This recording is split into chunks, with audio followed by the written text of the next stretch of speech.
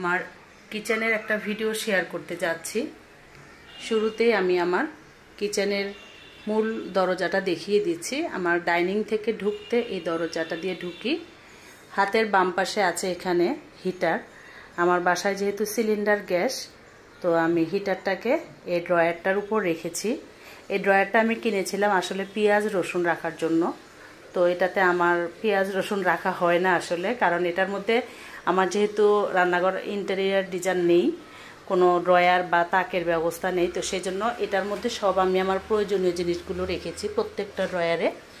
আর এটার উপরে আমি হিটারটা দিয়েছি, কারণ এখানে নিচেও লাইন আছে, আপনারা দেখতেই পান। এই যে এই লাইনটার থেকে হিটারটা চলে, আর এই যে উপরের এই লাইনগুলো থেকে একটা ওভেন আর একটা হচ্ছে ব্লেন্ডার মেশিন চলে। আর এখানে আমি আমার যে কমন একটা ওভেন সেটা রেখেছি খাবার দাবার গরম করার জন্য। আর ইলেকট্রিক ওভেনটা আমি ওই যে আমার ডাইনিং স্পেসের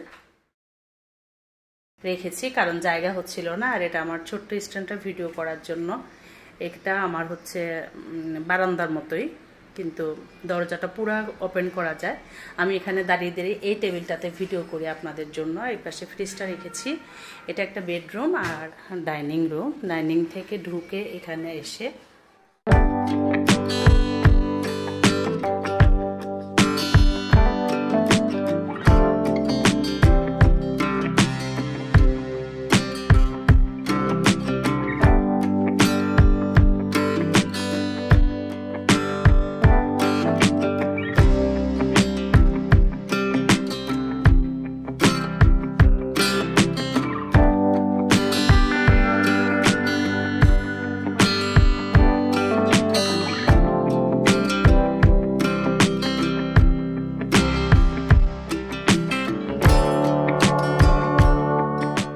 দিয়ে ঢুকতেই একটা ড্রয়ার আমি রেখেছি। এটা হচ্ছে পেঁয়াজ রসুনের জন্য, বাট আমি এটার উপর রাখি হচ্ছে হিটারটা। যেহেতু আমার বাসায় সিলিন্ডার গ্যাস, তো মাঝে মাঝে গ্যাস থাকে না বা রান্নার চাপ পড়লে তখন আমি ইন্ডাকশনটা ব্যবহার করি বা আপনাদের জন্য ভিডিও তৈরি করি ইন্ডাকশনে। আর এখানে সাথে আমি রেখেছি থালা বাসন রাখার যে র্যাকটা, সেটা। আর এই জায়গাটুকুর মধ্যে আপনাদের জন্য আমি ভিডিও করে থাকি। এখানে নিচে সব আমার পটগুলো, যা যা প্রয়োজন, পাটা পুতা যা দেখতেছেন। রাইস কুকারটা, এটা হচ্ছে ইলেকট্রিক রাইস কুকার। আর এখানে আমার আছে কিছু মাটির জিনিসপত্র। এটাও কিন্তু একটা কম্পিউটার টেবিল আমি কিনে এনে জাস্ট এভাবে এই তাকের সাথে সমান করে রেখেছি।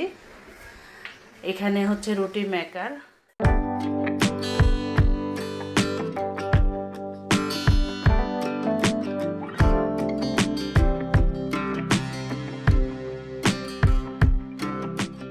এখানে হচ্ছে আমার মশলাদানিগুলো সব।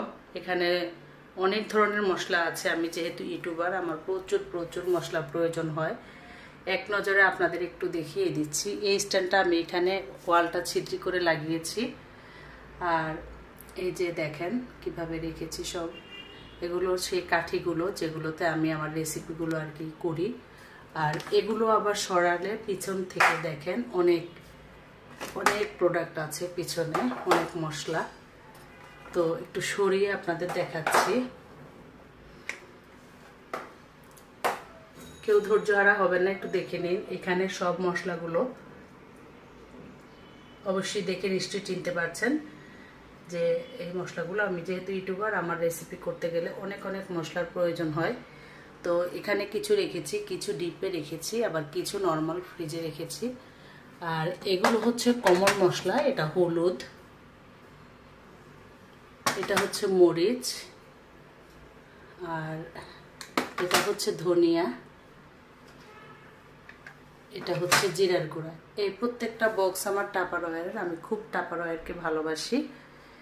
আর এই যে নিচে এখানে ময়লা ফেলার জন্য বিনটা রেখেছি।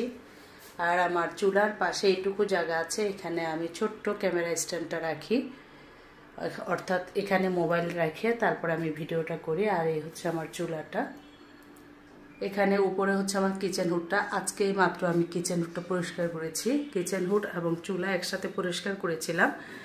তো ভেবেছিলাম যে আজকে কিচেন হুড এবং চুলা কিভাবে পরিষ্কার করি সেই ভিডিওটা আপনাদের সাথে শেয়ার করব। তো আপুরা যদি আপনারা আমার এই ভিডিওটা দেখতে চান তবে অবশ্যই কমেন্ট করবেন, আমি কিন্তু আপনাদেরকে দেখিয়ে দিব। চুলার নিচে এতটুকু জায়গা আছে, এখানে দুটো পাতিল রেখেছি আর এই পাশে একটা পাতিল রেখেছি, মানে যেগুলো খুব কমন আমার প্রয়োজন হয়। অর্ধেকটা পুতা এটা রেখেছি, আমি মাঝে মাঝে কিছু ছেঁচতে হয় যেমন রসুন বা বিভিন্ন জিনিসগুলো। এটার মধ্যে পেঁয়াজ রেখেছি, লাল ঝুড়িটাতে আমি 5 কেজি পেঁয়াজ এনে অনায়াসে রাখতে পারি। তার উপরে সাদা ঝুড়িটাতে আমি আলু রাখি। এখানে হচ্ছে থালা বাসন রাখার যে র্যাকটা সেটা, ওটা কিচেন র্যাকও বলে অনেকে। তো যাই হোক, আমি এখানে সব থালা বাসনগুলো গুছিয়ে রাখি।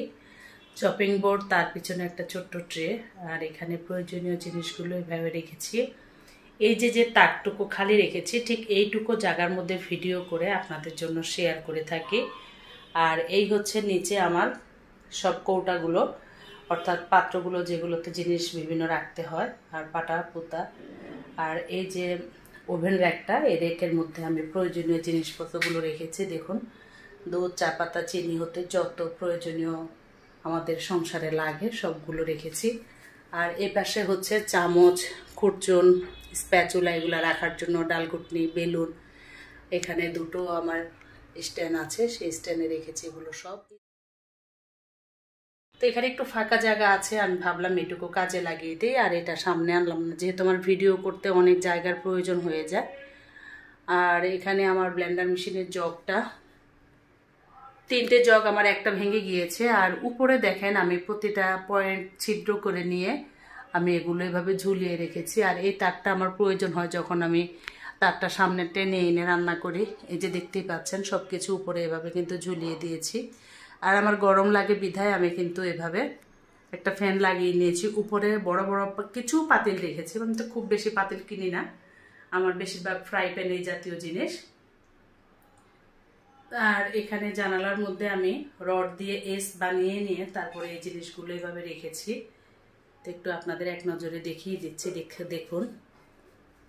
এখানে আমি একটু পানি রেখেছি, হঠাৎ করে পানি চলে গেলে একটু হাতটা ধোয়া যায়। আর এই ঝুড়িটা আমি লাগিয়েছি, এখানে ভীম লিকুইড, তারপরে মাজনিগুলো সব রাখি। আর হচ্ছে এখানে দেখেন একটা র্যাক আছে, পাতিল র্যাক। এটা হচ্ছে হাঁড়ি পাতিল রাখার জন্য, বাট এটাও আমি এই যে এইসব কাজে লাগিয়েছি। এটা হচ্ছে আমার ছাই রাখার জন্য যে পাত্র সেটা। আর এখানে বটি আছে, ফিরি আছে বুয়াদের জন্য। আর এখানে হচ্ছে সব প্রয়োজনীয় পাত্রগুলো, এগুলো একটু কম ইউজ হয় সেজন্য এগুলো স্ট্যান্ডে রেখে দিয়েছি। আর এখানে থালা বাসনগুলো ধুয়ে পানি ঝরতে দিই, দেন এখান থেকে নিয়ে আমি এখানে সব কিছু সাজিয়ে রাখি।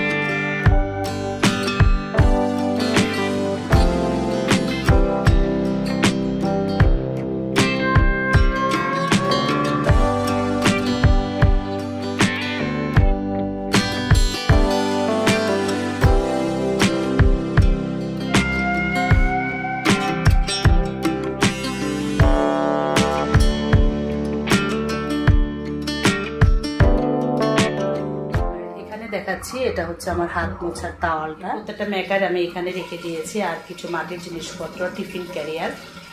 আর এখানে দেখেন বেশ কিছু মশলা, আমার এইসব মশলাগুলো লাগে প্যাকেটিং, এগুলো এখানে এনে রেখে দিয়েছি। আর এখানে ভাত তরকারি রান্না করে এভাবে রেখে দিই, তারপর যখন খাবার দাবার শেষ হয়ে যায় ফ্রিজে ঢুকিয়ে রাখি। এখানে আছে আমার ইলেকট্রিক রাইস কুকারটা, এটার মধ্যে রাইস কুকার বললে ভুল হবে, সব ধরনের রান্না করা যায়। আর এই তো তো প্রয়োজনীয় জিনিসগুলো আমি আমার এই ছোট্ট রান্নাঘরটাতে কিভাবে গুছিয়ে রেখেছি সেটা আপনাদের সাথে আজ শেয়ার করলাম। আশা করি আপনাদের ভালো লাগবে। আপনারা আবার একটু এক নজরে দেখে নিন। যদি আমার এই ভিডিওটি আপনাদের কাছে ভালো লাগে অবশ্যই আমার চ্যানেলটির সাথে থাকবেন।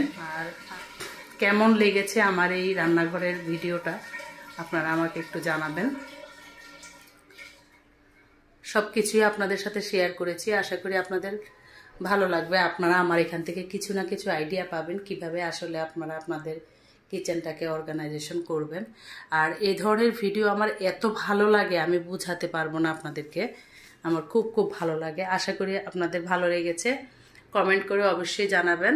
আজকের মতো বিদায় নিয়ে নিচ্ছি। আল্লাহ হাফেজ।